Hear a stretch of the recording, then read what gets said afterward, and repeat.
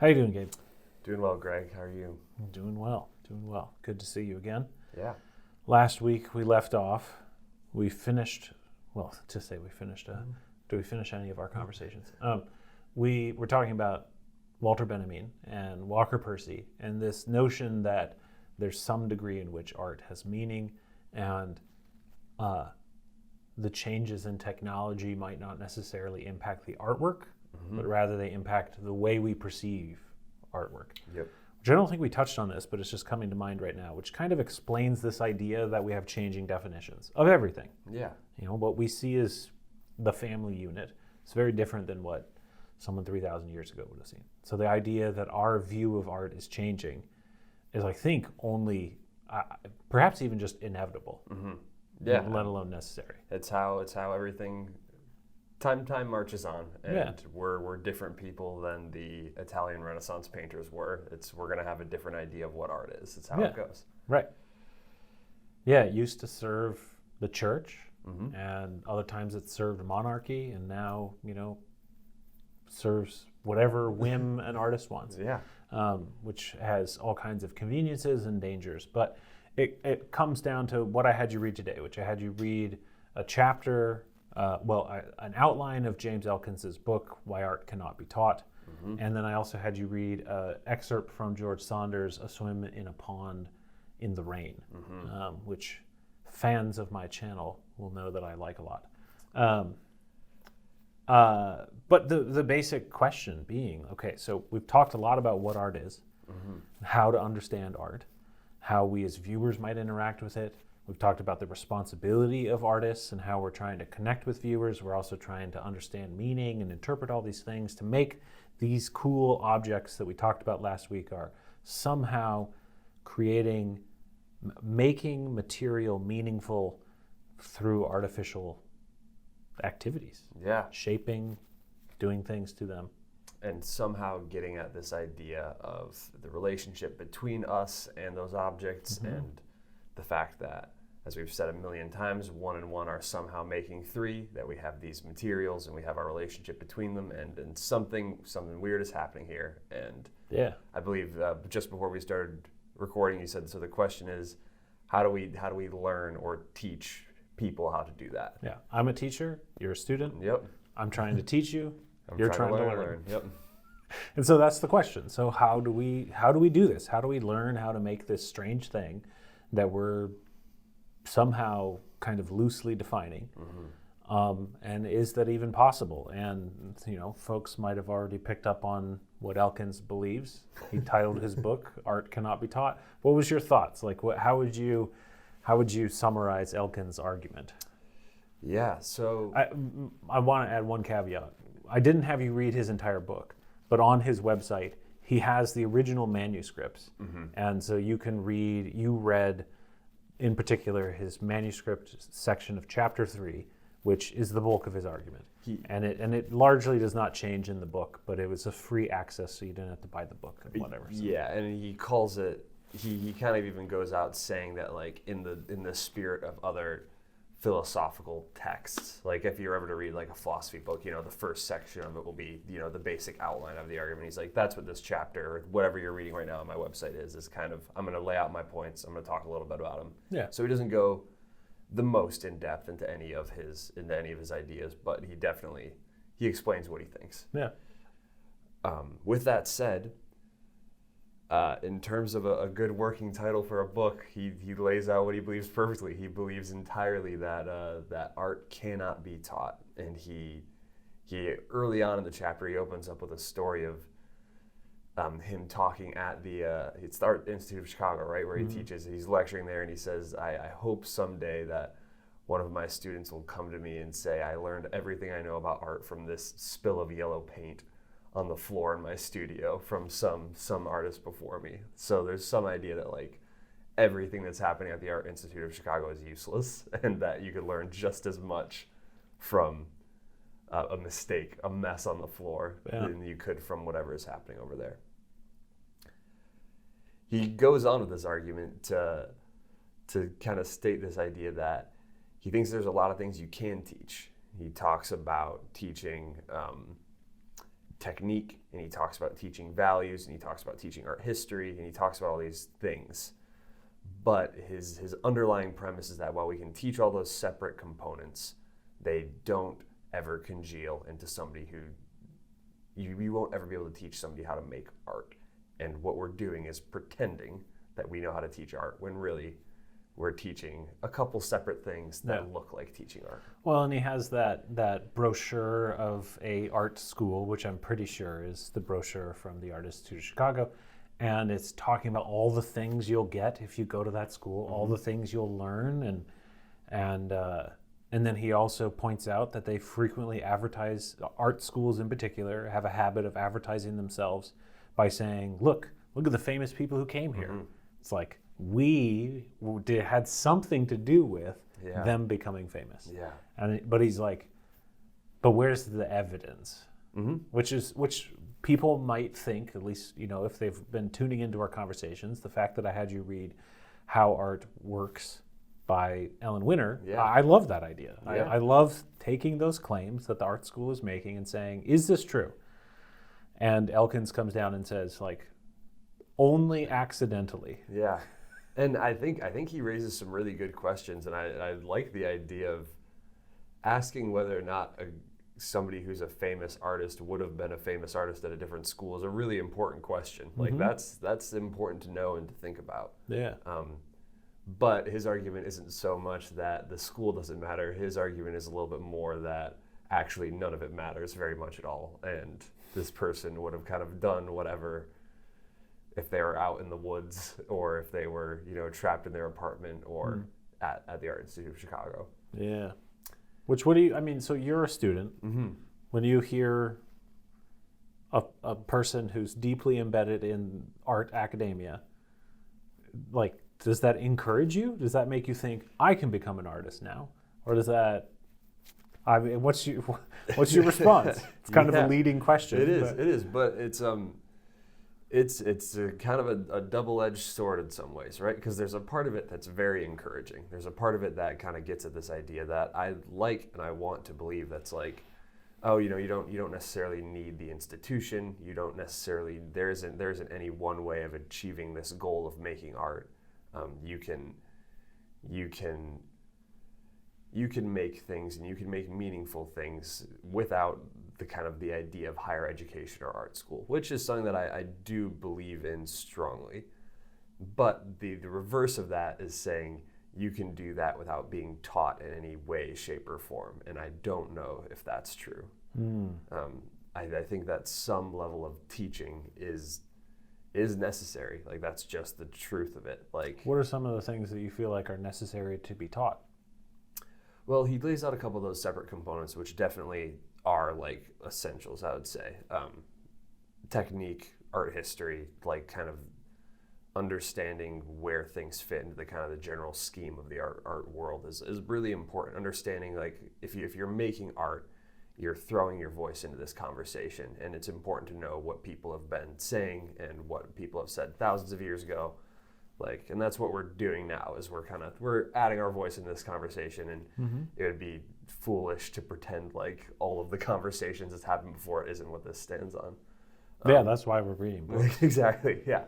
But even like the technique kind of aspect of things, whether that's like learning something like throwing on a wheel, which is like really hard to do if you have no technique. Like, if somebody just gave me clay and said throw a pot, it would take me forever. Like, it would take me so long.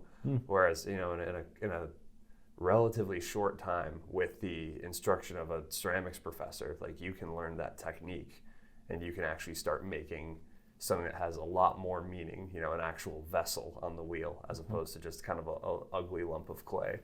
Well, and so is that not teaching art making then? What's the difference between technique and art making? Yeah, so that's where I think probably my biggest issue with him is, because going off of kind of the working definition of art making that we've been using, which is intentionally transforming material to give it meaning, the question would be, well, people are making art every time they make things. The question is, like, how good is it? Where's that meaning? Like, if you're in art school and you make a really bad pot, you've made some bad art. It might not have very much meaning. It might not be very, kind of imbued with this idea of 1 and 1 make 3. It might be 1 and 1 make 2.5 or something like that. But you've definitely made something, and that's important. And you were taught to do that. Yeah, you might have made a mess. Yeah, it's possible. Yeah, that is one thing about the definition that we're currently operating under is that it broadens it out, and of course it runs very close to the problem of, well, if everything is art, then nothing's art, and in which case it's like, well, technically, if human beings are capable of being taught, then of course art can be taught, because art is anything we want, and basically the act of making something art is declaring it as art. Yeah. But our definition is not actually that broad. What we're saying is perhaps something, so I could just point at this pencil and claim this is art now. And then the question will be, okay, do other people look at it and also acknowledge there's meaning in that? Right. So it might be art to me, Yeah. but who cares? Exactly. Like I'm a nobody. And so that, it's all embedded in the functions of human society. And so this definition requires a broader look. And that's why we're talking about things like the responsibility of the artist and how do you make it newsworthy to the audience? Because, it's not hard to make material meaningful.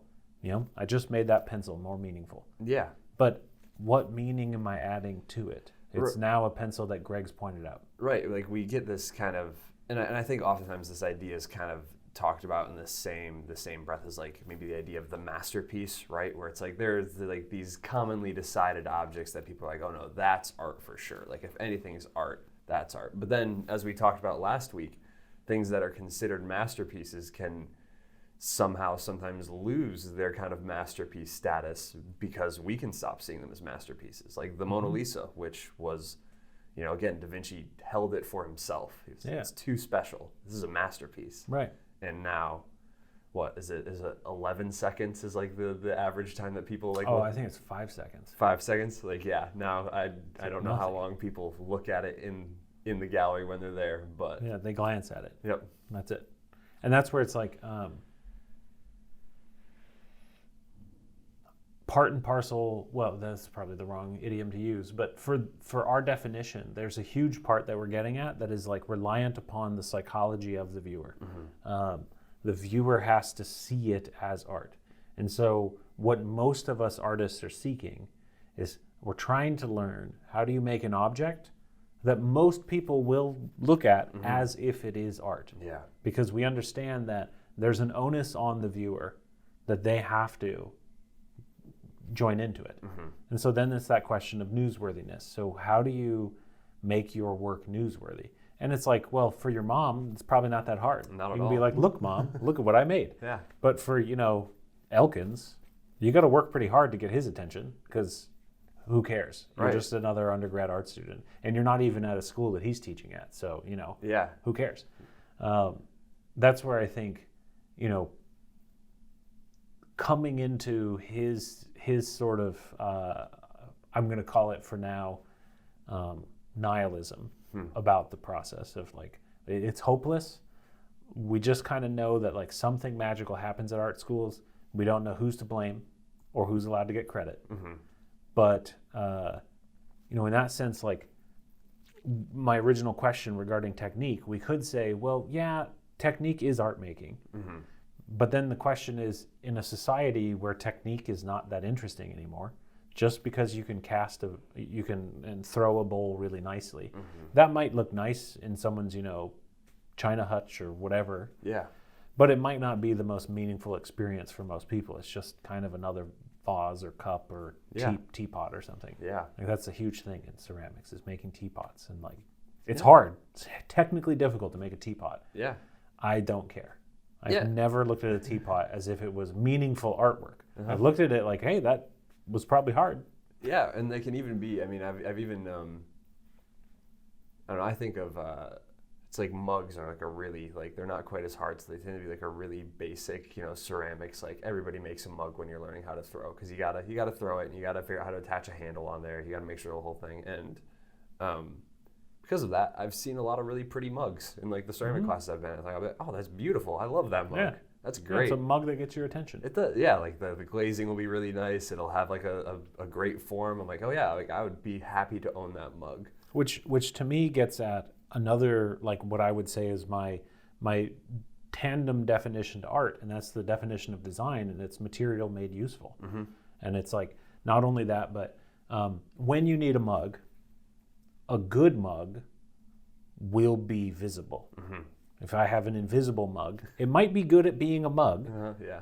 but if I can't find it, Yeah. it's not very useful. Yeah. And that's where it's like the skills of technique. Like in the contemporary art world, we call this craft. Like it used to be high art, low art. We've moved away from that. You'll have museums of craft and design, and then but then there's also art and design. Design is a weird term. The designers don't like to point out that they're just making craft, in my opinion. And I teach design. I am a designer, but like the biggest distinction there is like the design has to serve a function. Like if I design a poster and it does not tell people where the event is happening, it's a bad design. Yeah. If I make an artwork that looks a lot like a poster and it's confusing and no one knows where to go, that could still be a meaningful artwork. But it's certainly a bad poster. Yeah. And that's where it's not very useful, but it could be meaningful. And there are cases in which, like, and this is, I think, one of the things that a lot of designers who are in the between grounds, I think of Martin Vanesky and Stefan Sagmeister, they're looking for useful and meaningful. Yeah. And that's like a really magical place when those things happen. It really is.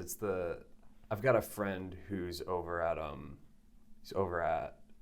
Center for Creative Studies. So, and he's a very artistic person. He's somebody who thinks a lot about meaning, thinks a lot about why he's making the things he's making.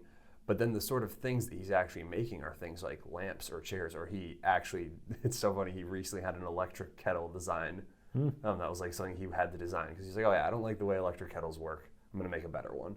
Cool. And yeah, it was great. And his drawings are always super interesting. And I remember him showing me, he was making these chairs and he was basing them all off of like big cats before they pounce. I was like, oh, this is really weird. Like, it's a weird thing you're doing here. Yeah. But at the end of the day, it's a chair. It's a really beautiful chair. And the line between when that chair would be what I would consider sculpture and when it was just a really cool chair was like really hard to find in there.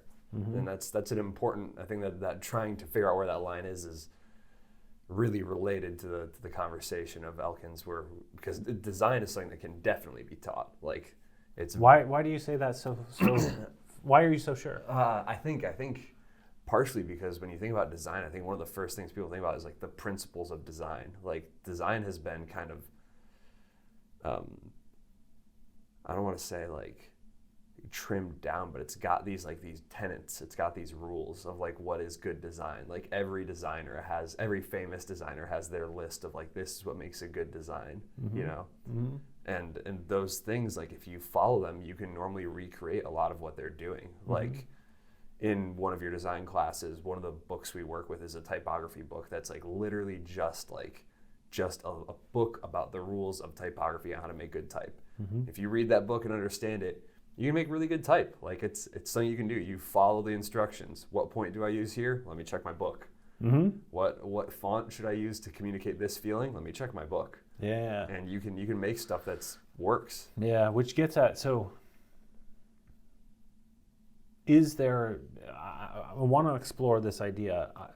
I don't think there's much of a difference between teaching art and teaching design. Obviously, I teach design in the context of an art program, so perhaps that's a good thing for me to think. But maybe I'm specifically or specially delusional.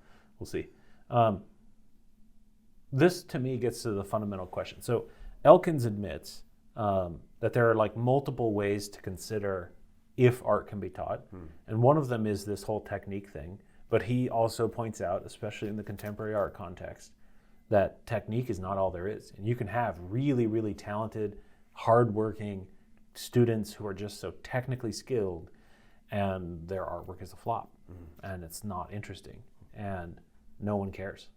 And so he's like, you know, in the sense of the claims that the art school is making of like, you know, starting your career as a contemporary artist and understanding the current conversation, and he even talks about like some of the things people say the college is teaching is like how to interact in an art environment, which is interesting. I don't quite understand that because I want to get at, what did you see? Do you remember his definition of what teaching is? Oh, not word for word, but a huge piece of it was this idea of intentionality. Yeah. That was like his defining factor for it, was that it needed to be intentional on both ends, I believe. Like it was some sort of a. Yeah, well, he kind of disregards the student end. He talks about how we can't control the student end. Yeah. And so he's like, basically, there are some students who are numbskulls or ignorant or just jerks, and they don't want to be there, Yeah. even though they're paying to be there. Yeah. And they're hopeless. Because he's acknowledging they have to have an intention to learn. Which, I mean, I would argue is very true. I know there's a massive percentage of people in undergrad programs who, for all intents and purposes, act like it's their least favorite thing in the entire world. Yeah. And that's why I think that not everyone needs to go to college. Mm-hmm. Certainly not everyone needs to go to art school. Yeah. So when he's talking about the intention on the teacher, do you remember exactly what he said about the intention on the teacher? I don't actually. In order to teach, the teacher has to be intentionally trying to teach. Okay, yeah. And then he goes further to talk about that. Like, well, what are some of the things? So he says that technique can be taught. He also used some other examples from other fields. Do you remember any of those? You talked about math, right? Wasn't math one of his like kind of core like, which I guess makes sense because it is like it. Or he talked about it more specifically, I think, in a physics lecture where he said you could have a physics professor who gives this really interesting lecture where it's like interlaced with personal stories and anecdotes and formulas and real life examples, and some of the students are going to walk away with some physics knowledge, but not nearly as much as the physics professor who has the strong curriculum and is like, all right, we start with Newton, like that's all we're doing here. We're just going to do this. Yeah. God, he's so wrong. Oh man, I might have annotated my copy with some curse words. So let's investigate this for a second. So he uses physics. You had some engineering classes before you went down the dark side of the force and you joined the art career. So you've taken like a basic physics class? I've taken, so I have an engineering minor, so I've taken a lot of physics classes. All right, actually, so you've been taught some physics. Yeah. What does it mean to be taught physics? Oh man, well, if we get too far into this, we'll get into the entire reason why I'm an art student, not an engineering student anymore. Mm-hmm. But at the end of the day, success in a physics class is being able to apply knowledge about how things work to new problems. Like that's like what you're trying to do, is you're trying to say, if this is how gravity works, I can say that I understand gravity and I can apply that across the board. And I'm going to learn that through a series of formulas and definitions and conjectures about how to do this. Okay. Why do you say apply? Like, why isn't it pass the test? I think that might be more engineering specific, where it just at the end of the day, everything came down to whether or not you could actually translate it into something real, where it's like, it doesn't matter how many times I could tell somebody that gravity is 9.81 meters per second. Mm-hmm. It's I have to understand what that means for a bridge. Mm-hmm. So that was like the end of the end all be all of it, was what does that actually mean when you're trying to analyze something. So if someone knows that gravity is 9.81 meters per second of acceleration. Yeah.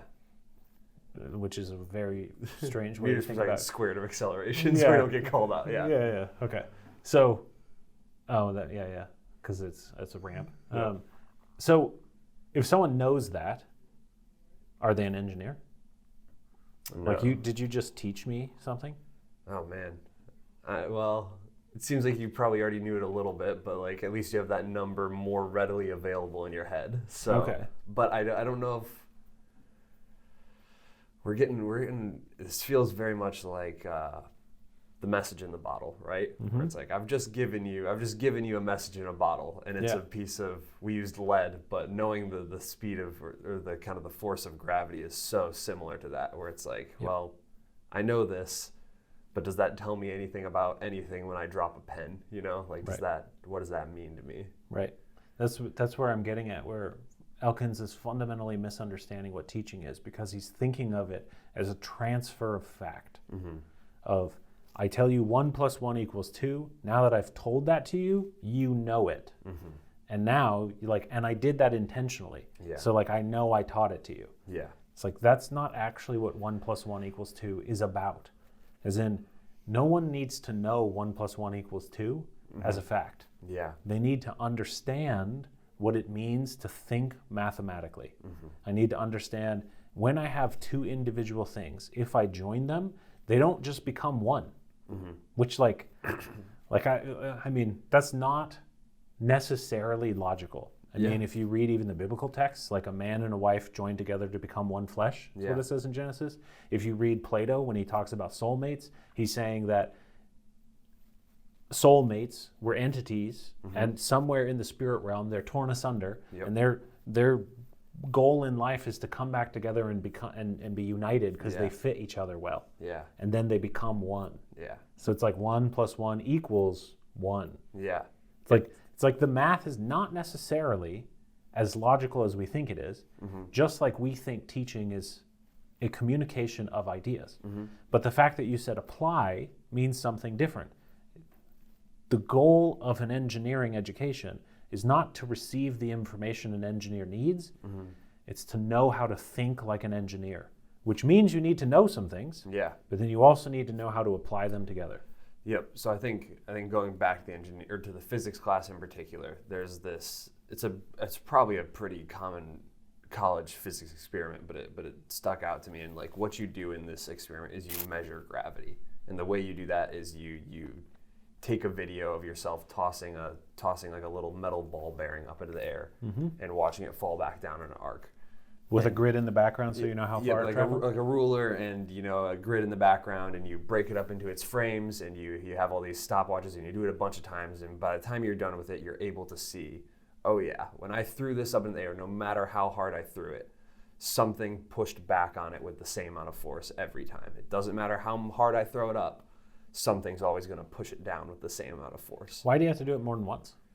Because the first time it's just you're bad at it. You'll measure it wrong. You'll read it wrong if you. But do you only need one measurement, or is there like value in multiple measurements? From a scientific standpoint, one measurement means nothing. That's like the kind of the general rule of engineering. So well, and that's where you're showing, like, this is like my whole entire push for the liberal arts. What you just described is the sciences in general.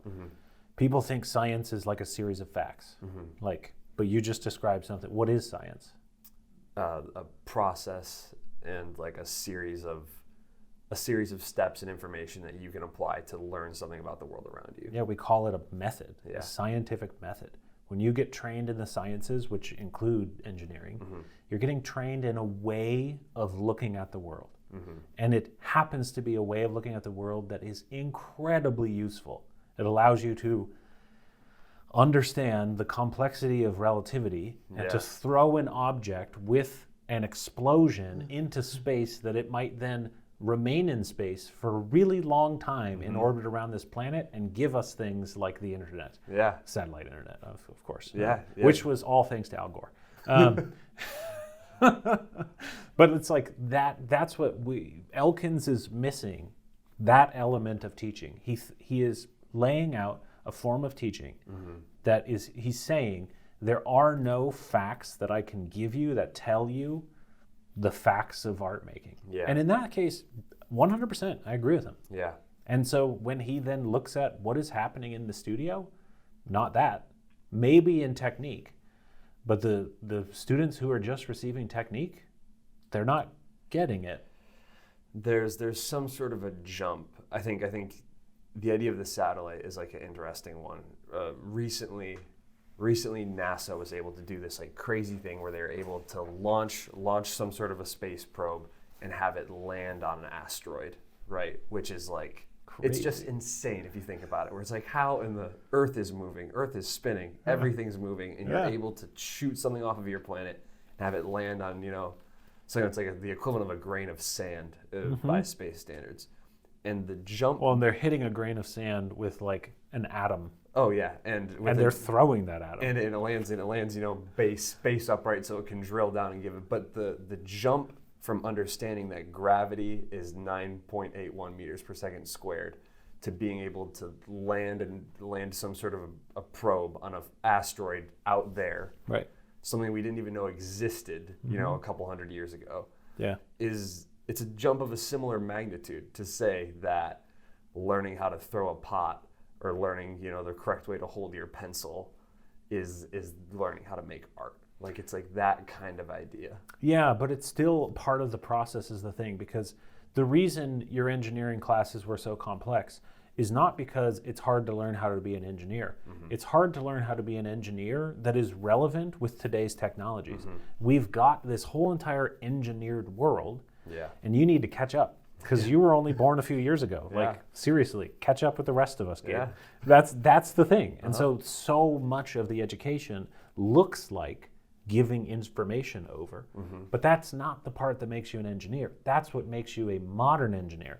And you can see this all the time on YouTube. I love looking at the caveman engineer guys and like, the ones who are like making atolls and like they're like digging. It's like they have an understanding of what it means to think like an engineer, how to observe, hypothesize solutions, recognize problems, enact tests, scale models in order to like think through how do I solve this problem so that it is actually solved. How do I get irrigation across this place? How do I build a fountain in my weird underground cave thing that I built? It's like I need a reservoir. I need to understand water pressure. I need to understand gravity. And I need to understand all these things, and then you can build a shower as long as you build it downstream from a lake. And you've got pipes and stuff. And it's like all of that stuff, it's like you're still being an engineer. It's just you're not going to get past OSHA. No. And there's a reason why even if you take it back to like your first science classes you take in high school, it's like you don't start with the bridge, you don't start with the cell phone, you start with the pulley and the ramp, and like that's what physics is all about. Is like what happens when you push a block of wood across the ground? Like why is it hard to push that block of wood? Like those are the first things, which is the same idea, and to us it looks like it's just a fact, but it's that first step in understanding how to land your asteroid miner on a piece of ice hurtling through outer space. You know? And in science and engineering, it's so much easier to measure because, again, especially if we look at our two definitions, usefulness and meaningfulness, it's like usefulness is far more attractive. It's more readily understandable because, well, you could think of it this way, like there's this whole wonderful Japanese engineering scene of designing useless objects. Now, they're not actually useless, but their uses are not that useful to human beings. And so it's like a high heel shoe with an umbrella on top. And it's like it solves a problem. Sometimes when it rains, your feet get wet. One way that you could solve that is by putting an umbrella over just your foot. Human beings look at that and we chuckle because we think, you're solving a problem, but there's a bigger problem, and that is the rest of my body gets wet as well. And so you can see it's like applying engineering is a practice, and then when it is working well, other people see, look at that thing. I want to be able to do that because that looks useful to me. And now you understand why technology has gone bonkers, is because it's actually making useful things. People like useful things. It's more readily newsworthy. It's like someone brings out the new iPhone and they say, look, it has all these nice filters, and when you do your duck face, you look prettier. And a whole group of people are like, that's newsworthy. Because we care about use. It's most of our life is looking for useful things. That's 100%. Or even we won't get too far into AI, I don't think, but it's like that hit the scene and everybody was instantly like, you're telling me I can give this thing 2 sentences and it will write me 500 sentences? That's useful.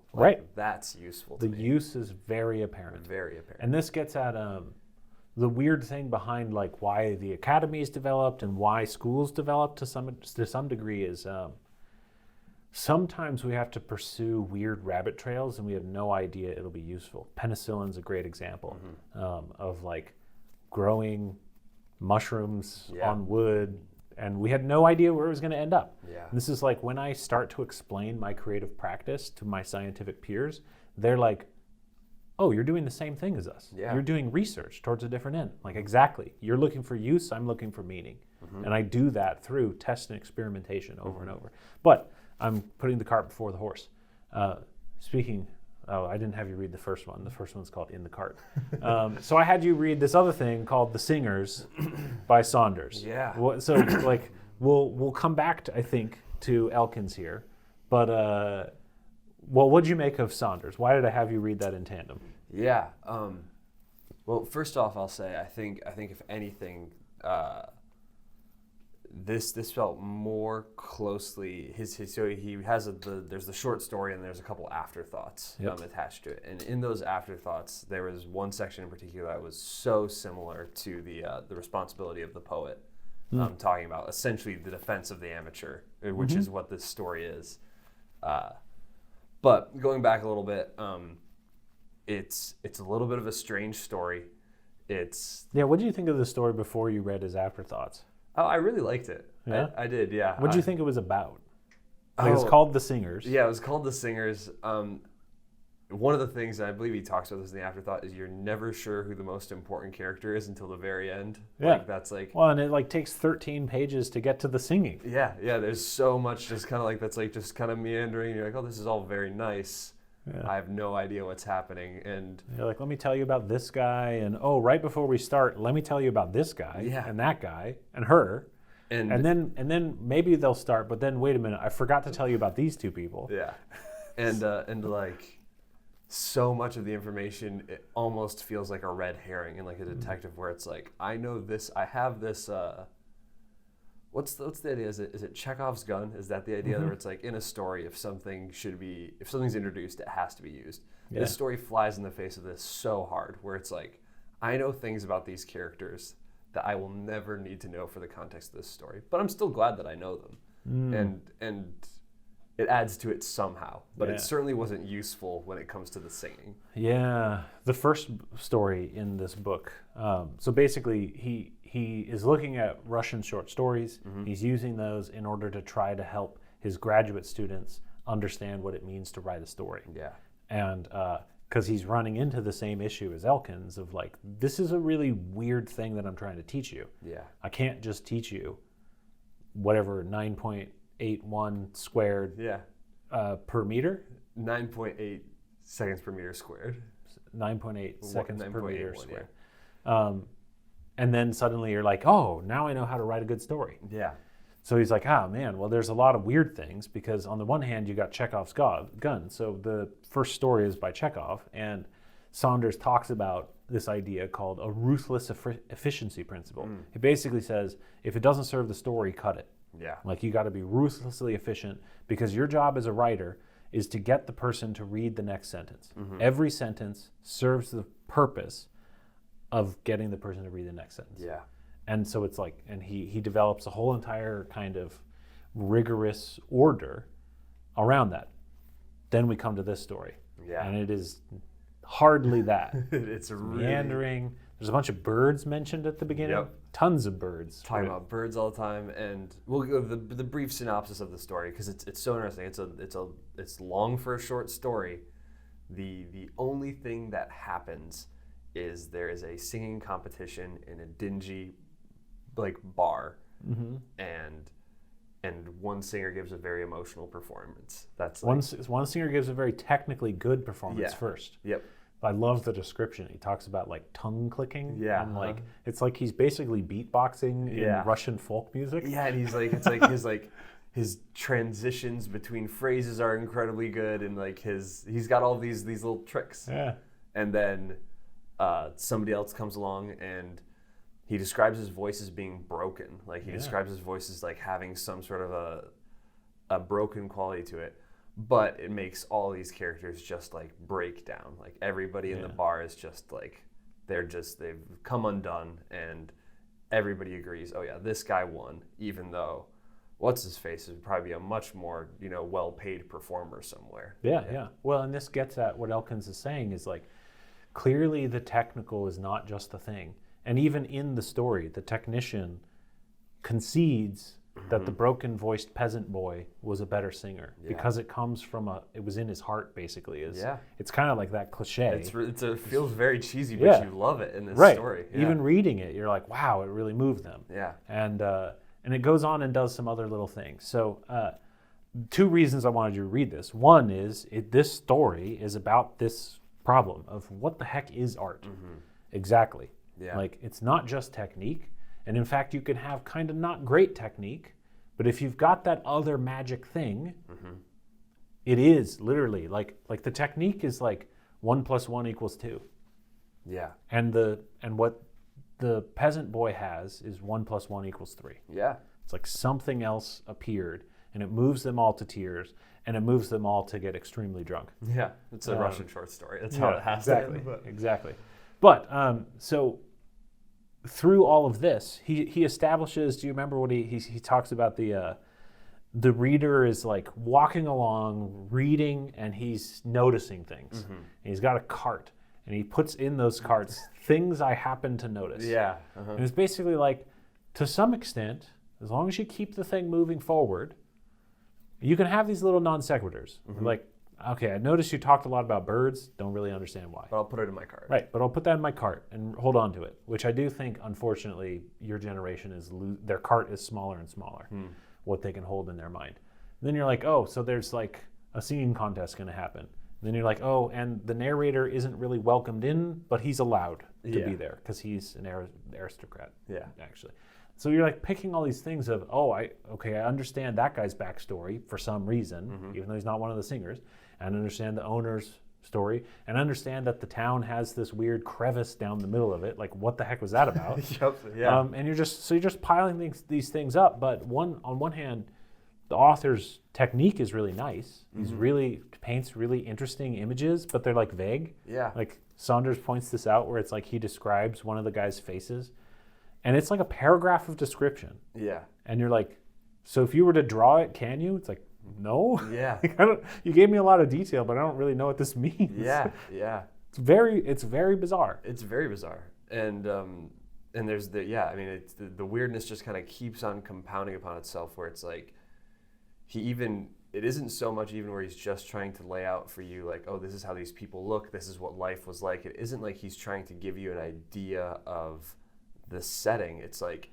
he'll even go so far as to talk about the moral strength of some people, where like he makes he takes a little run at describing a very morally ambiguous character. He's not a good man, but he's not a bad man. He's a smart man, and he lives a very strange way, and he has a son that he loves very much. So all of a sudden it's like, oh, even though this guy's morally ambiguous, he loves his son, and I like that about him. I like that he cares so much about his son. Right. And then he doesn't matter at all later on. Yeah.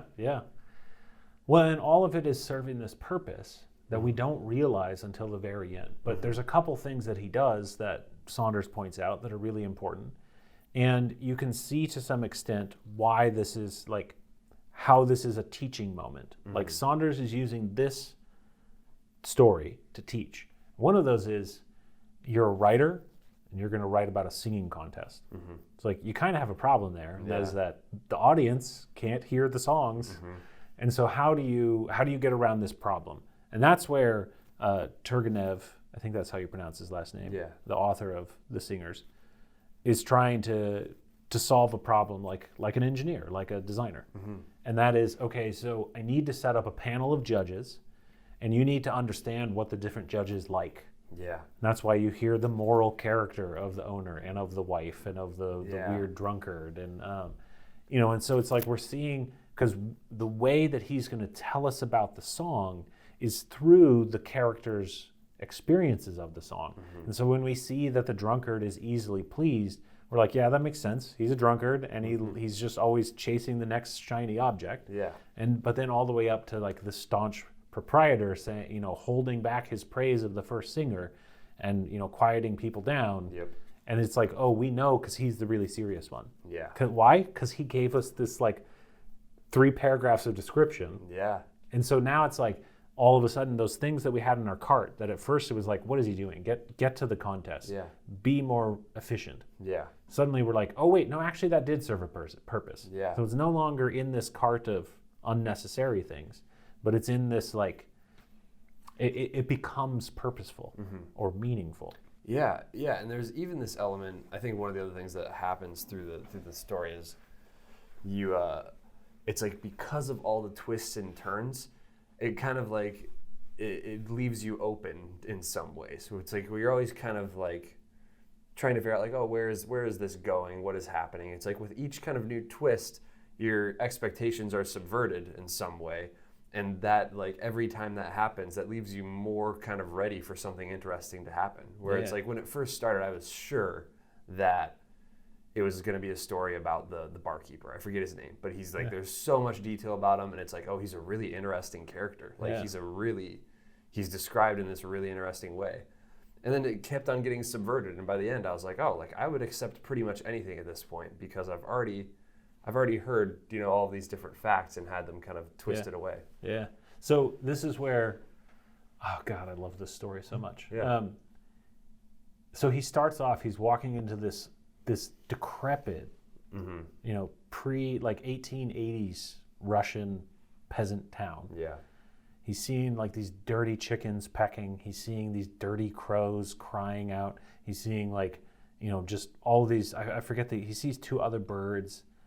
And you're just like, what the heck is happening? And then in the middle of the passionate song, the narrator says, during the song, I suddenly had a vision of a seagull on, like, facing away from me, not flying. Yeah. A seagull on the sand of a shore, standing there, waiting to fly, perhaps. Or maybe it's going to take off.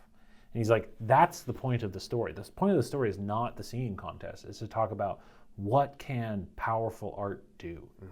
It can transport you from the here and now of a shitty peasant tavern in I think it might actually be 1860s. Yeah. Like pre, 19th century Russia. It can transport you to like a beautiful vision of a gull probably on the Black Sea. Yeah. It's like, wow, that's what it can do. Yeah. And it's like, that's what Elkins is wrestling with. He knows that art can do that. Art can suddenly take you out of the here and now and give you a vision of something far greater than the here and now. And that's what this story is about, is like, art can do that. And weirdly enough, it ends with, I won't spoil it for everyone. We don't have to talk about the very end of the story, but the end of the story has another subtle twist on that. Yeah. Of like, this story is trying to ruminate over what is the difference between art that entertains us, or the technical thing, and art that suddenly like makes our life meaningful, makes us realize like this shitty town that I'm stuck in is not the end of the world. Like I can get out of here, and that's why there's a fracture in the middle of the town. It goes much deeper. It ends with a really beautiful moment. But this is like, so again, coming back to Elkins, like, how do we teach that? It's like, Elkins would say, like, there's just some people who have it, and you got to come and try. And then if you've got it, you've got it. Because it's certainly not the school that's teaching you. It's more like the school is, I guess, providing you an arena to see if you've got what it takes. Yeah. Something. Or some sort of like I think an arena is a good place. It's like a place to kind of like test yourself, right? Where it's like you're about to kind of throw your ideas out there, and a bunch of people are going to tell you what they think, and your technique's going to be critiqued. And at the end of the day, if you've got whatever that special thing is, you'll get added to the list of Art Institute of Chicago alumni. And, right. The professors all get to pat themselves on the back. Which is, again, like, okay, on one hand, hopeful for all the students coming in. I'll be the next, whoever. Yeah. But also, you might not. There's nothing this institute can do to help you get there. Aside from give you an opportunity. Yeah. It's like that. I hope it's more hopeful than that. I hope so too. So I want to turn our attention to the second afterthought then. You've probably heard me read this section in class. I can't remember. I think so. I've read it for some of my videos, but I want to read, I think Saunders has an extremely powerful image that is trying to wrestle with, so what the heck is happening and how might we emulate that? What can we learn from the process? Because this is like such a weird story. How could you have mapped this? How could you have known beforehand, this is what the story is going to be about? It's going to be about this idea. Art can redeem us, but also there's a weird twist at the end where it kind of doesn't. Yeah. It's like, how could you write that story? Yeah. And Saunders has a very weird response to it. So I'll read this. This is page 110 in Afterthought 2. It says, we often discuss art this way. The artist had something he wanted to express, and then he just, expressed it. That is, we buy into some version of the intentional fallacy, the notion that art is about having a clear-cut intention and then confidently executing the same, which I would argue Elkins is falling into regarding the art of teaching. No, I think teaching is similar. I don't think it's an art form, but that's because of my definition of art. You made a whole video about that. You can't call it the art of teaching after coming after Sun Tzu like you did in your last video. Yes. So then he paints an image, he's about to, but the actual process, in my experience, is much more mysterious and beautiful and more of a pain in the ass to discuss truthfully. So he paints this image then to try to get at, what is the process like? A guy, Stan, constructs a model railroad town in his basement.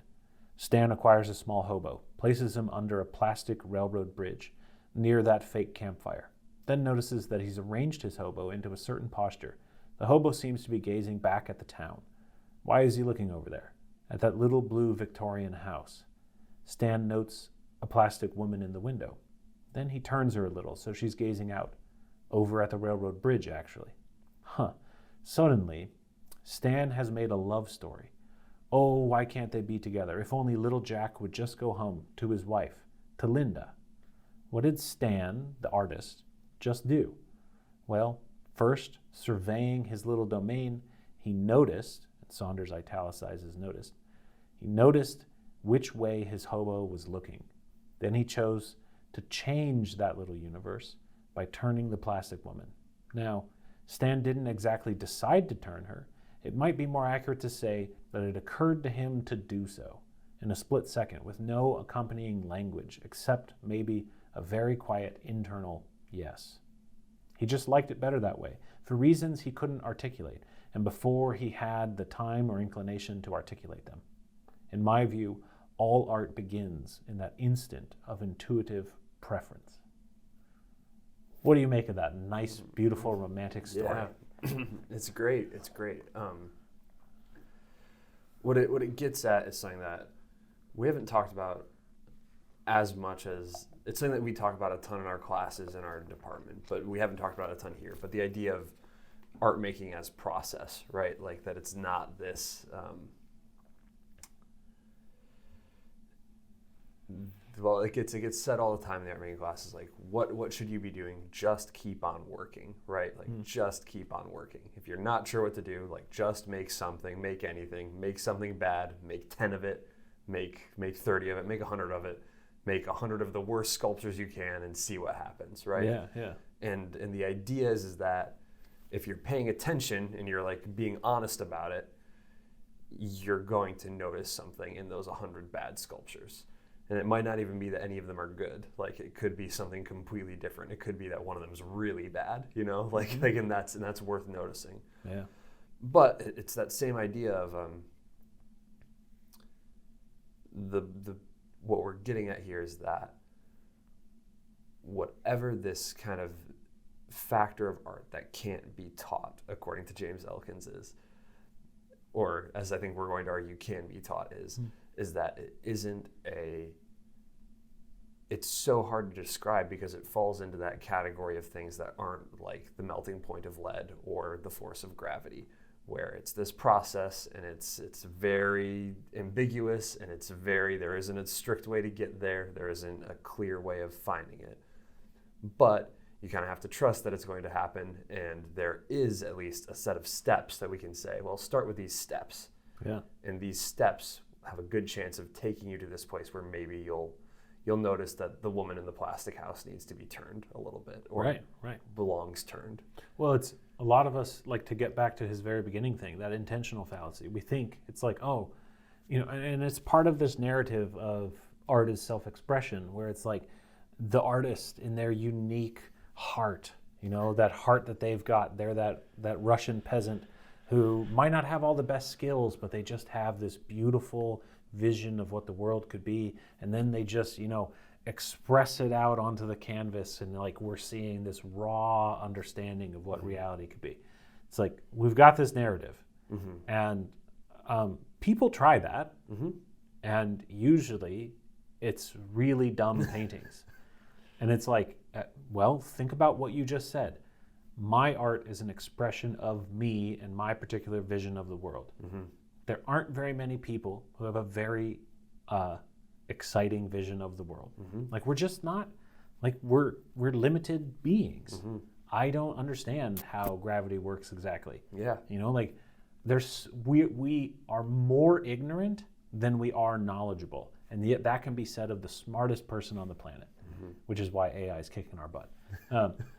But it's like, okay, so if art is your self-expression that you thought up and then executed, it kind of makes sense that it's going to be dumb, because most of us are generally dumb. Yeah. Like, even high IQ people, real dumb. It's like they're usually, like the saying is, like, they're an inch wide and a mile deep. Yeah. It's like they have one extreme area of expertise, and it's just true. And so it's like, well, how do you get to a place where you go beyond that? It's like, well, you do that. Yeah. First, you set up a domain.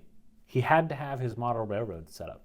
He had to have the techniques. He had to understand how to make little miniature towns, how to plug in his thing properly, and put up like all those little things to get the hobo down there, and know how to put together the model.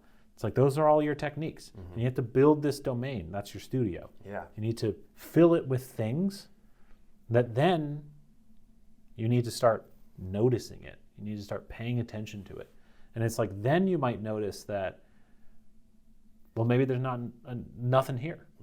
Add more to the domain. Yeah. I made this one sculpture. Well, it really could go anywhere. Make 100 of them. Yeah. Then once you've made 100, it goes way less places. Like, you've kind of explored all the places. And then it's a question, okay, look at them. What do we see here? What kind of thing might it go into? And is there any part of you where it's like, oh, if I did this, especially in the moment, in the making, when you're in the making the sculpture, suddenly it's like, I don't know why, but I got to paint this. And it's like, you paint it, and now it's like, oh my God, it's so different. Yeah. It's like, what happened? It's the same thing. You notice that little thing. If I just, maybe, and you can't really explain why, if I just do this, suddenly, oh my God, I didn't realize I was going to be making a love story out of this. I didn't know this is where it was going. And what I think to kind of link it back to some of our, to James Elkins in particular, is that what we're describing is a process that can be taught. Like, there is a part of it that is definitely self-generated. Like, there is that kind of like, well, I'll say this. One of the things that I liked about his work is we talked about how much he questioned things, and that he admits that there is like this level of mystery to it, which I really do agree. Like, he does talk about there is something weird happening here that we can't fully explain. I 100% agree with that. Yeah. And there's this idea of teachers don't always know when they're teaching, or like that when we're teaching art, we're throwing a bunch of things into the pot and maybe something will happen. And I tend to think that's true as well, actually. Yeah. But regardless, that's still a teaching process. And I think that's evidenced by the fact that what we're talking about, this experience, has been echoed by, artists for millennia. Like, that's what we're talking about, is something that isn't just randomly happening, and it isn't a unique experience in your studio or like the very beginnings of my studio practice. But every artist that I've ever visited with or interviewed will at some point say, well, you should do more of that. Or they've never had anybody say you should do less. Nobody's ever said do less. And they never will. They never will. It's always get a bigger table with a bigger train set, and then you might start seeing more connection. It's like you have to look at it. And that's exactly right, in my opinion, is that we're just like the scientists. We're teaching a method, but there's not one method. There's a lot of different methods, and the best ones are unique to the individual. That's why we confuse good art with expression. It's not good expression. They have a unique practice. They found something, some way of discovering meaning. But to me, it's like, this is why I love the singers, but this is why I teach art. It's like, somewhere along the way, I understood that there were people who could look at art and it would change their lives. And it's like, I don't like my life. I want a different life. Yeah. Like, what are you doing? You know, it's like they had this magic power to watch a movie and be changed. And, you know, we talked about that in the sense of empathy. Like, we all want that. We want that magic thing. And it's like, it's not developing empathy, but it is developing a meaningful world to where it's like, you know, after I've experienced a James Turrell piece and I've understood infinity, I actually start noticing more things in the world. I actually start thinking about, you know, he talks about the art survey course showing 10,000 images and 6 of them being remembered by the student at the end. It's like, sure, but after I see James Turrell and I think about infinity, now I'm like, oh, that's what the Monk by the Sea is about. And I'm like, I didn't realize that when I was in class.